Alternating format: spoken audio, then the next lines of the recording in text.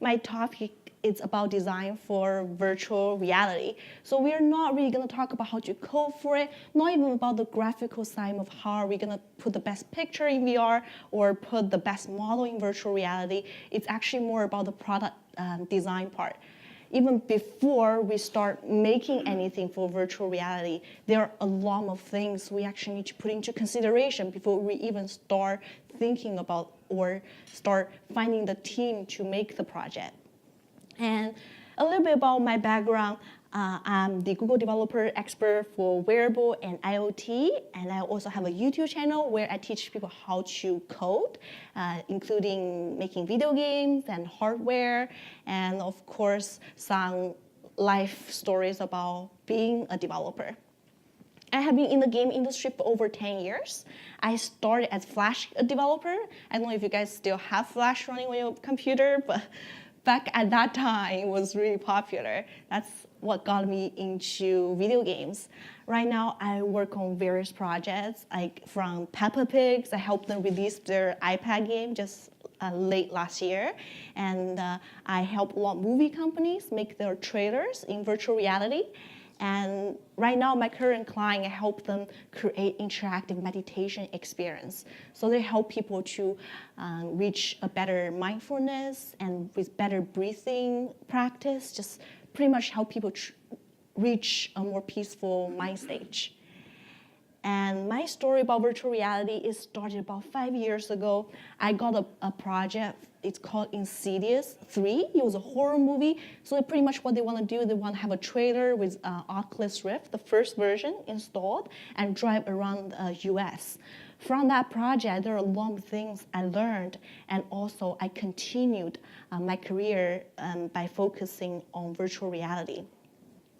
Often I have a lot of people coming to me, they say, Macy, we have a game that's already done in 3D. Let's just convert it into virtual reality.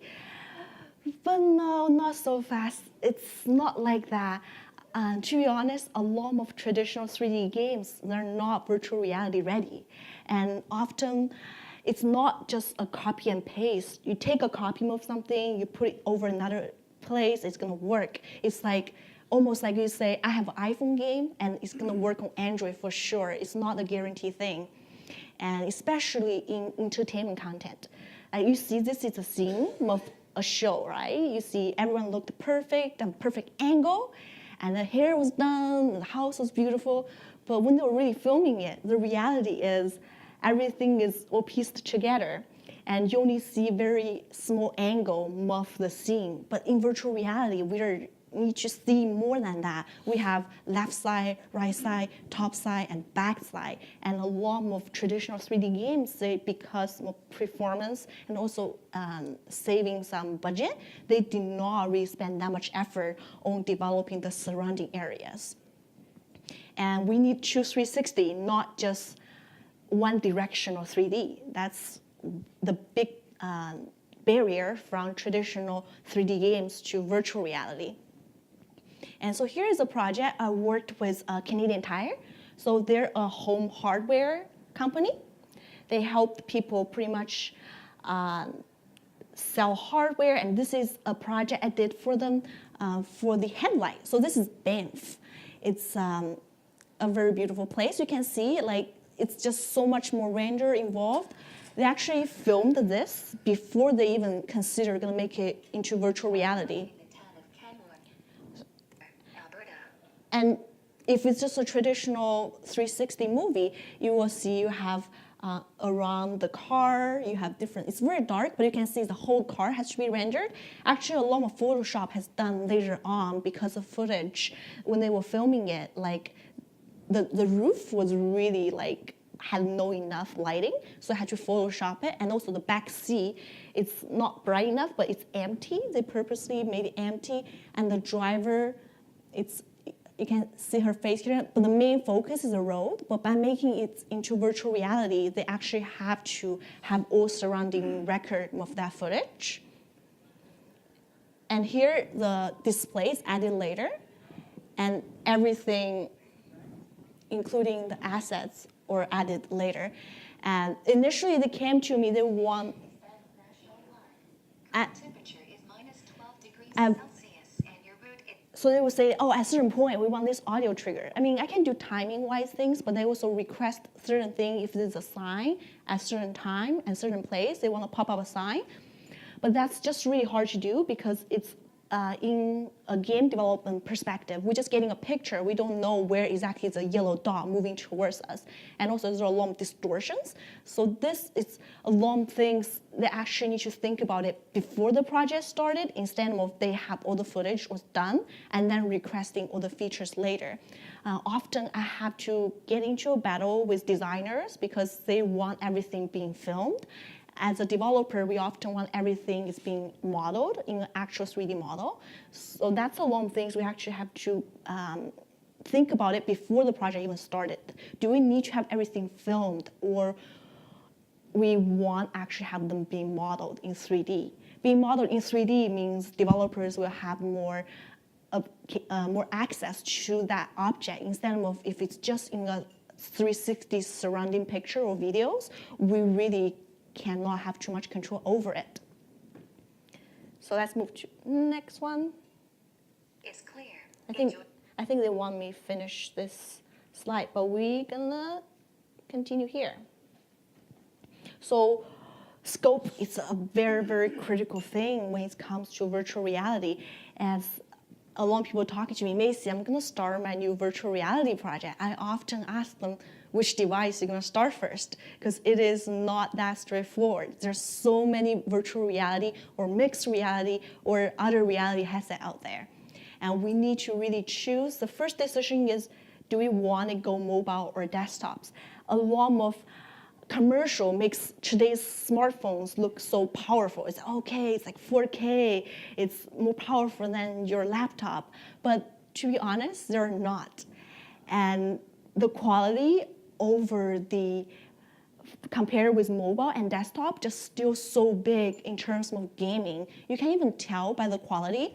And on the right hand side, of course, it's a PC game. You can have real-time graphs. On the left hand side, it's a mobile game. Everything's really cubey-ish. I think it's a good way they're solving low quality graphic by choose low polygon. It's like less detailed object versus very high quality objects. So when we even before we start making any virtual reality products, we need to actually make that decision. Do we want our project look futuristic, like so beautiful, or we just want it run everywhere? That's the very, very first decision we have to make. And you can see the differences from a very smooth face to the my right-hand side, less detailed face. You have different draw calls. That's in artists, usually they will say how many draw calls, like how many polygons I can have on a model. Of course, on the other side, the face is more smooth, so you see more details. If you have more machine powers, you actually can see hair. Hair is very, very expensive in game development. If you have to see a very furry animals, usually you only see it on desktop games. You don't see that on mobile games because anything furry or water, like wavy, that kind of effects is very costly, and most mobile phones couldn't run it. So that's why even before we start picking a device, we have to decide, do we want to go mobile or desktop? If we choose mobile, the graphic quality is not going to be as good for desktops because desktop players have very high expectations. They've played a lot of great games. If your game don't look that good, they will be disappointed. But if you just choose desktop, then guarantee your game has to be remade for mobile. So benefits of PC, of course, as I mentioned, have better graphics, and it's truly 4K. A lot of mobile phones are not really 4K because the screen is so small, you don't really even can tell the differences. And even for desktop, there's only like latest graphic card being supported by virtual reality. So we need to put the cost into consideration. One piece of that costs $1,000 or $800 US. So that's pretty expensive. A lot more people even have 2 graphic cards. So estimate your PC will cost like $3,000 to $4,000 just by having those graphic cards. And of course, better controllers. In most mobile virtual reality, we only get a controller with a button on it. But with desktop virtual reality, we get like finger controls, we get space tracking, and like all the fancy stuff. And of course, the experience with desktop virtual reality is guaranteed richer. You get like a whole experience. But on the other hand, mobile is cool because everyone has a mobile phone. Not everyone gonna spend $5,000 to get desktop virtual reality headset. So user movement, as I mentioned, there is actual room tracking in desktop VR, but not on mobile. On mobile, we only have accelerometer. It only tells you you're rotating, but it does not tell you you're moving left or right. Benefits of mobile, of course, it's more accessible. Everyone has a modern like smartphone. You could just run Google Cardboard out of the box. And it's easy. I would say today's virtual reality is still not that easy to set up. You have a lot more things. If you can see, I have 2 bags here. Those are my desktop virtual reality gigs are heavy, and you have so many wires. So of course, with mobile virtual reality, the setup is easier. So it's less hurdles for users actually just try to experience your app. And after we made the decision, okay, Macy, I'm gonna go mobile or I'm gonna go desktop, we actually still need to choose a device because there's so many virtual reality headsets out there for desktops and for mobile. And making a game takes time, and we just need to find our first goal, right? Once it is successful on one device, then we can spend more effort on other device. It's like making a mobile app. We want it work on one platform first, and on iPad first, or on iPhone first, or on Android tablet first, or on Android phone first. So which version of Android phone? Those is a very, very important target we actually need to set up when we even starting the game. So here are those circles of the current popular virtual reality headsets out there. Blue ones are the desktop ones, orange ones are the mobile ones. You can see those are the major ones, or definitely there are more, but it's just for example. And Windows mixed reality headset is really cool, but it just released, so often we're not gonna choose it. And then also Sony VR, because all the Japanese game studios, they're very protective. It's not really an open platform for regular developer. Unless you are a big game studio or you already have a licensing agreement with Sony, you're less likely to be able to publish your game with them or even get a developer access. So those two, no. Then we have the other ones. And we have to remove Daydream because it's a very particular headset and expensive, of course. Then we left with Gear VR, Google Cardboard, Oculus Rift, and HTC Vive. And then I moved the other two. First is because HTC Vive and Google Cardboard, they have their own version of SDK. And why usually developers are picking Oculus Rift and Gear VR first is actually because the Oculus SDK is cross those two platforms. So once your game works on Oculus Rift, it's gonna work on Gear VR. Once your code works on Gear VR, it will work on Oculus Rift. And that's probably the easiest way for developers to launch their first virtual reality app. You have one SDK, one engine, already support mobile and desktop, and with less effort. And of course, we can still go back to support other platforms, but like the first goal always by most developers nowadays are targeting Oculus VR. And of course, Oculus VR is winning for the developers, and also they're selling pretty well, especially for Gear VR. It's sold like millions of headsets, and a lot of 360 movie makers love Gear VR. They always carry them around and show people their new videos since 360, and it's just very, very popular. And let's talk about the cost. I think I mentioned a little bit about it. I think we still need to think about it when it comes to developing for it, because not everyone has that much budget to buy all the things just to make things. And also our audiences may not even have that much money just to throw around thousands of dollars, right? And here's the breakdown of exact hardware costs for the virtual reality. Like ranges from hundreds to thousands. Of course, for the desktop version, it's very, very expensive. It could be up to like $3,000. And Sony VR is actually at a very sweet price spot. I think they're definitely losing money by selling it. And the quality of it, it's actually really similar to mobile. So you're not really quite getting a desktop virtual reality experience, but at the same time, it's just very affordable. And let's talk about statistics. I think I talked about like vague numbers, but here's some real numbers.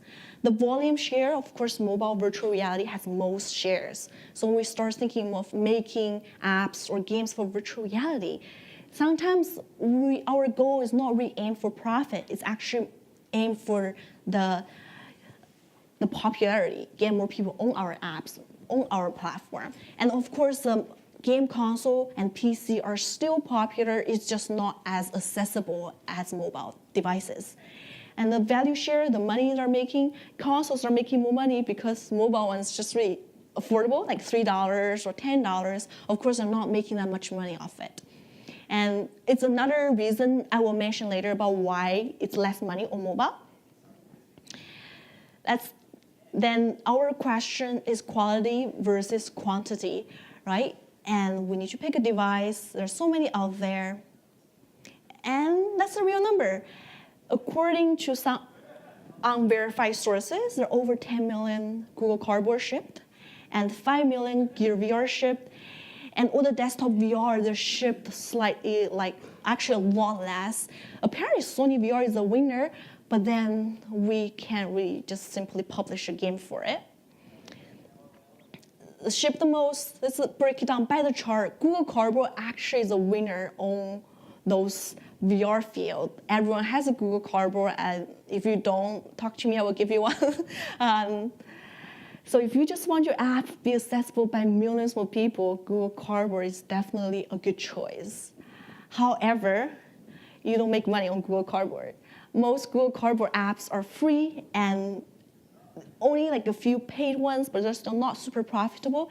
And there is no in-app purchases and no monetization, no VR ads supported. So you're pretty much thinking of doing it for the awareness of your company. A lot of companies choose to do it because they just want to have their app being demoed at a show, have their user getting it. That's a really good scenario for Google Cardboard. But if you're aiming for making an app in a short term, get direct profit from Cardboard, it's very, very hard.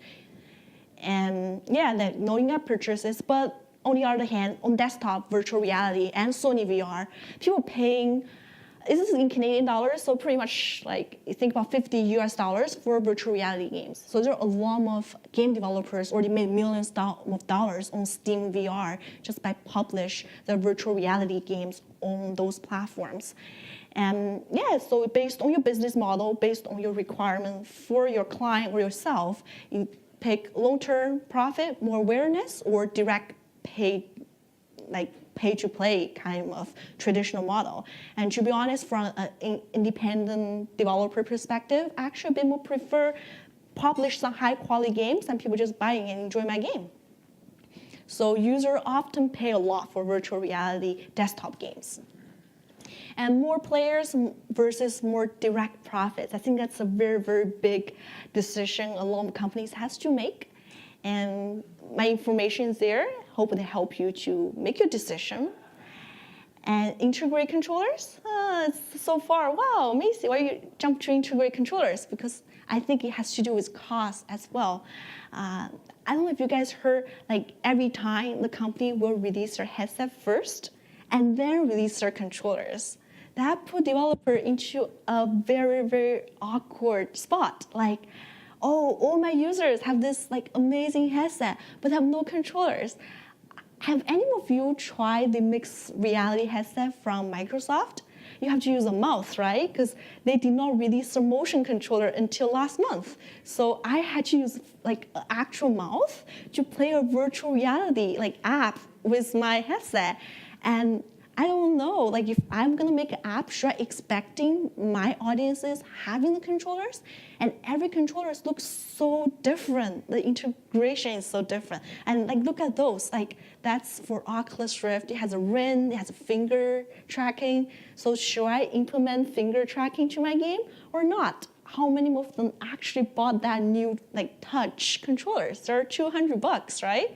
And the other side, the Sony VR, like you buy the Sony Gear VR 3, Sony VR 399 only including the headset. You're not getting that like 2 controllers. So should I expecting my players gonna spend another $300 getting that controllers? That's another question. Same thing as Samsung Gear VR.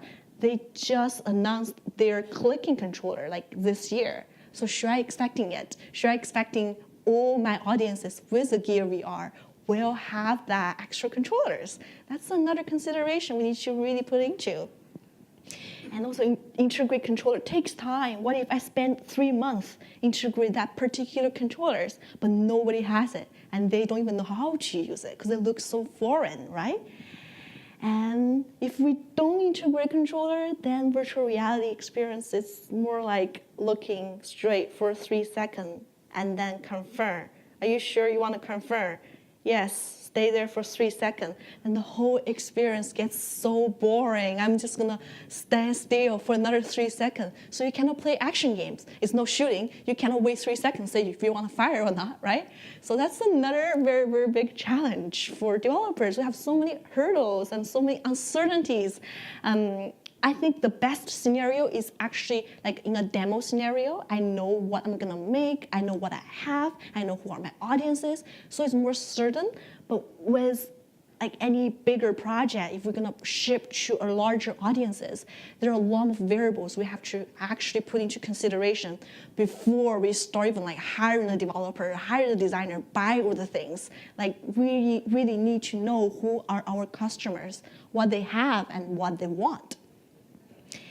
And that's one of my favorite controller integration. That's why I wish if I could integrate controllers everywhere. It's a tail brush. Many of you may have played it. It's a game studio. They made a live 3D drawing app on virtual reality. Initially, it released for HTC Vive, and the company soon being acquired by Google, and then soon Google bought like some stuff from HTC. I understand why, because HTC just doing it so well. They're the innovator with these kind of controllers, because before all the virtual reality control were like the staring 3 seconds and then confirm, right? So I have HTC Vive here. I will set it up, and we can play together after my talk. And yes, so that's the question we have to think about. Do we want our game just work with staring and confirm, or we want it to work so well like the tail brush? It looks so natural to draw with space, and you move around, you have like palette, you can choose colors.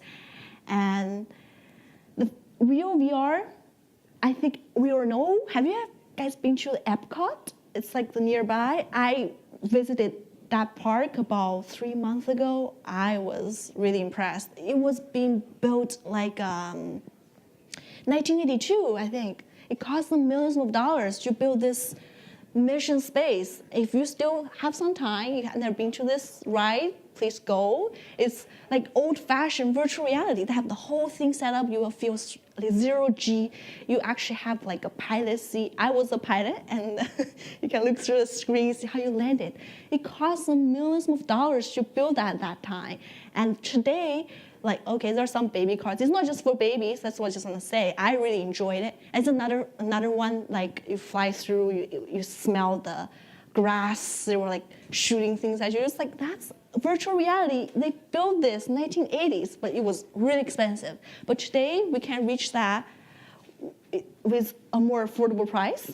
There's a new installation. I'm not sure if it's existed in other cities. It's the Ghostbuster VR installation. They do have one in Toronto, so they rigged the whole room with virtual reality headset, and all the doors are rigged. When you open the door, it actually opens the door in the virtual reality games, and they have custom controllers. It's like pretend to be a torch. You actually have to reach to like certain area to light it up, and it will be like a real torch light up in your game. I really like how it goes, like virtual reality goes into our real life and then it reacting in our virtual world. I really like the trend with virtual reality. I think we can be way more creative with virtual reality or mixed reality or augmented reality. And not to mention, well, those controllers are open sourced. Valve open sourced all their position tracker, and controllers. That's why all the other manufacturers were able to innovate on virtual reality controllers. There are like hundreds of them out there, and I believe maybe one of us can figure out the best way to really interact in VR in like next 5 years and make it even better, right?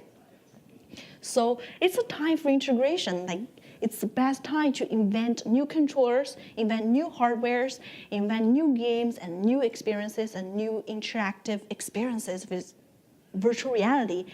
And the virtual reality in the near future, I believe, is going to be mixed reality with virtual world integrated with our real world. And thank you. I do have a little demo. So actually, that's what I'm going to be demoing in another booth. I will go set it up. And I made a circus simulator. So some of you, I mentioned I'm an IoT expert and also wearable, some very interesting hardware. And what I realized is prototyping hardware takes a lot of time. It's not like a Git repository. You just git pull or git clone, you get a new source code. With hardware, you actually have to order all the parts. And some companies, they don't ship individual pieces. You have to actually call them to convince them to ship you one component, because most of the time they only work with large manufacturers. They don't ship small orders.